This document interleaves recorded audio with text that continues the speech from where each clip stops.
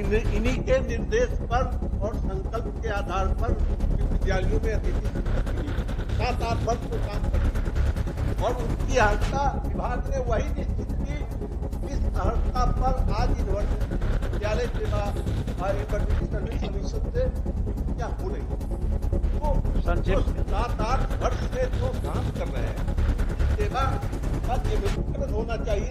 सारी अर्हता वो रखते हैं।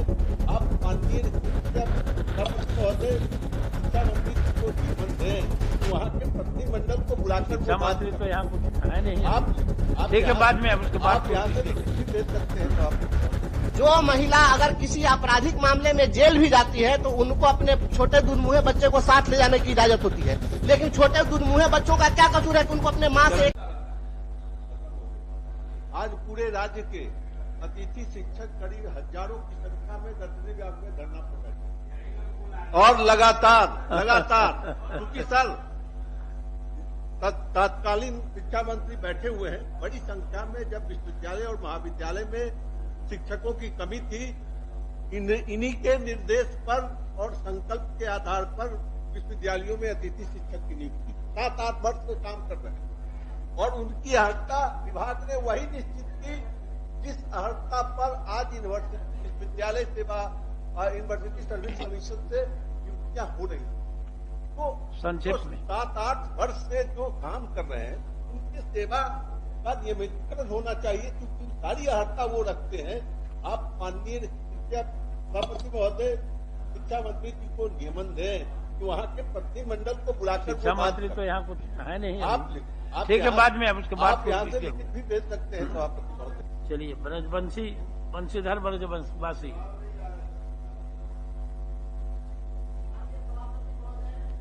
राज्य शिक्षा शोध एवं प्रशिक्षण परिषद की ओर से राज्य के स्कूलों में कार्यरत सभी शिक्षकों के लिए वर्ष में 2 बार FLN प्रशिक्षण की अनिवार्यता निर्धारित कर दी गई है।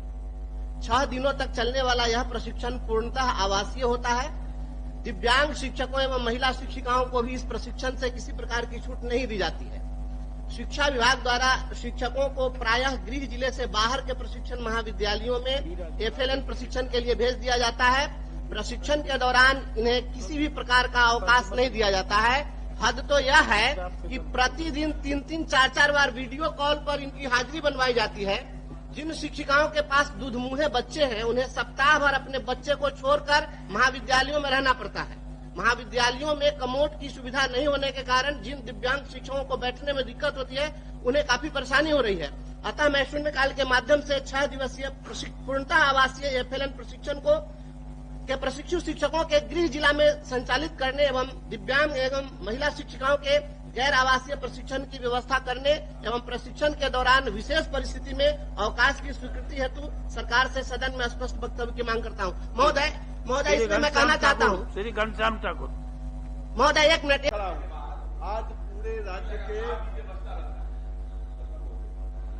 पूरे राज्य के अतिथि शिक्षक करीब हजारों की संख्या में दर्जनी विभाग में धरना प्रदर्शन और लगातार क्योंकि सर तत्कालीन शिक्षा मंत्री बैठे हुए हैं। बड़ी संख्या में जब विश्वविद्यालय और महाविद्यालय में शिक्षकों की कमी थी, इन्हीं के निर्देश पर और संकल्प के आधार पर विश्वविद्यालयों में अतिथि शिक्षक की नियुक्ति 7-8 वर्ष से काम कर रहे हैं और उनकी अर्हता विभाग ने वही निश्चित की जिस अर्हता पर आज यूनिवर्सिटी विश्वविद्यालय सेवा यूनिवर्सिटी सर्विस कमीशन से नियुक्तियां हो रही तो संक्षिप्त में 7-8 वर्ष से जो काम कर रहे हैं उनकी सेवा का नियमितीकरण होना चाहिए क्योंकि सारी अर्हता वो रखते हैं।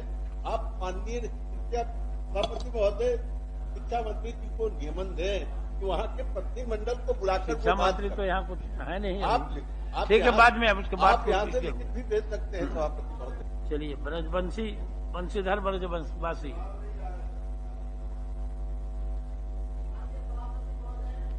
राज्य शिक्षा शोध एवं प्रशिक्षण परिषद की ओर से राज्य के स्कूलों में कार्यरत सभी शिक्षकों के लिए वर्ष में 2 बार FLN प्रशिक्षण की अनिवार्यता निर्धारित कर दी गई है।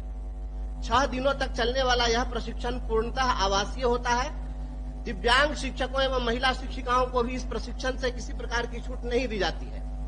शिक्षा विभाग द्वारा शिक्षकों को प्रायः गृह जिले से बाहर के प्रशिक्षण महाविद्यालयों में एफएलएन प्रशिक्षण के लिए भेज दिया जाता है। प्रशिक्षण के दौरान इन्हें किसी भी प्रकार का अवकाश नहीं दिया जाता है। हद तो यह है कि प्रतिदिन 3-3, 4-4 बार वीडियो कॉल पर इनकी हाजिरी बनवाई जाती है।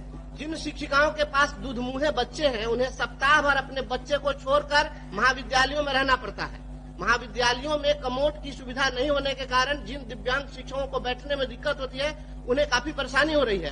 अतः मैं शून्यकाल के माध्यम से 6 दिवसीय पूर्णतः आवासीय एफएलएन प्रशिक्षण के प्रशिक्षु शिक्षकों के गृह जिला में संचालित करने एवं दिव्यांग एवं महिला शिक्षिकाओं के गैर आवासीय प्रशिक्षण की व्यवस्था करने एवं प्रशिक्षण के दौरान विशेष परिस्थिति में अवकाश की स्वीकृति। खाने में अच्छी व्यवस्था, लेकिन जिस हेतु हम खाना देते हैं, मध्याह्न भोजन चलाते हैं, टेबल कुर्सी की व्यवस्था करते हैं, किताब की व्यवस्था करते हैं, पोशाक की व्यवस्था करते हैं, उस हेतु में हमें सफलता नहीं मिल रही। जो भी अफसर जाते हैं स्कूल, जो भी पदाधिकारी जाते हैं, वो पढ़ाई की बात नहीं करते हैं। वो पूछते हैं आज खाना में क्या बना था, आज मध्याह्न भोजन में क्या खाए। मुझे तो बड़ी प्रसन्नता है, चीफ सेक्रेटरी एजुकेशन विभाग के एस सिद्धार्थ जी आजकल ऑनलाइन भी शिक्षकों से बात करते हैं। मुझको लगा कि हाँ कुछ फायदे होंगे, लेकिन आप लोगों को पता है, ये चीफ सेक्रेटरी साहब, ये प्रिंसिपल सेक्रेटरी साहब जब बात करते हैं शिक्षक से तो पूछते हैं, पढ़ाई के विषय में नहीं पूछते, किसी बच्चों से हाल चाल नहीं पूछते, वो पूछते हैं शिक्षक से मध्याह्न भोजन में आज क्या बना। वो दिखाता है वीडियोग्राफी करके, वो बताता है कि मध्याह्न भोजन में क्या। हालत ये हो गई है अध्यक्ष महोदय कि अब जो माँ बाप उठते हैं और माँ बाप पूछते हैं कि आज तुम स्कूल गया था, अगर वो बोलता है कि हाँ मम्मी मैं स्कूल गया था, तो उससे ये नहीं पूछता है कि पढ़ाई हुई कि नहीं है, उसको पूछता है कि आज भोजन में क्या बना। यानी वो विद्यालय भोजनालय में परिणत हो गया। क्या जीवन में होगा? आज गांव में जाइए, आपको 83% युवा बेरोजगार है। जान करके आपको दुख भी होगा कि इस देश में, इस बिहार में केरल, कर्नाटक, तमिलनाडु, बंगलोर, महाराष्ट्र, दिल्ली, पंजाब, हरियाणा और बंगाल, असम का नौजवान नहीं दिखता है, कहीं नहीं दिखता। ना तो खेतों में, ना खलिहानों में, ना दुकानों में, ना होटलों में, कहीं नहीं दिखता है। लेकिन क्या वजह है कि आज भी इस बिहार का 2,50,00,000 नौजवानों से अधिक जिसके हाथों में काम करने की ताकत है, क्षमता है, वो बूढ़ी माँ को छोड़कर, बूढ़े बाप को छोड़कर, बिलखते पत्नी को छोड़कर, बिलखते बच्चे, अबोध बच्चे को छोड़कर वो बिहार के बाहर दिल्ली में, पंजाब में, हरियाणा में, तमिलनाडु में, कर्नाटक। अभी हाल की बात है, मेरे क्षेत्र पर एक आवेदन आया, आज ही आया है महोदय, वो मेरे धोरैया प्रखंड के कुमरडी गांव का है। वो स्वतंत्रता सेनानी, उनके पिताजी थे, वो मर गए, हैंड टू माउथ हो गया। नतीजा हुआ को दिल्ली कमाने के लिए वो अपनी पत्नी और 2 बेटी के साथ दिल्ली गया। जिस दिन दिल्ली में वो ट्रेन से उतरा, उसी दिन ट्रेन के हादसे का शिकार हो गया। 4 ही मिनट बचा आपका। उनकी पत्नी और 2 बच्चियां वहीं मर गए, मौत हो गई। वो हर दरवाजे में दस्तक दिया, बिहार सरकार से उन्होंने आरजू विन्नत किया, केंद्र के रेलवे मिनिस्टर से मिला, लेकिन आज तक उनको कोई सहायता राशि नहीं मिली। ये स्वतंत्रता सेनानियों के परिवार का हश्र। बिहार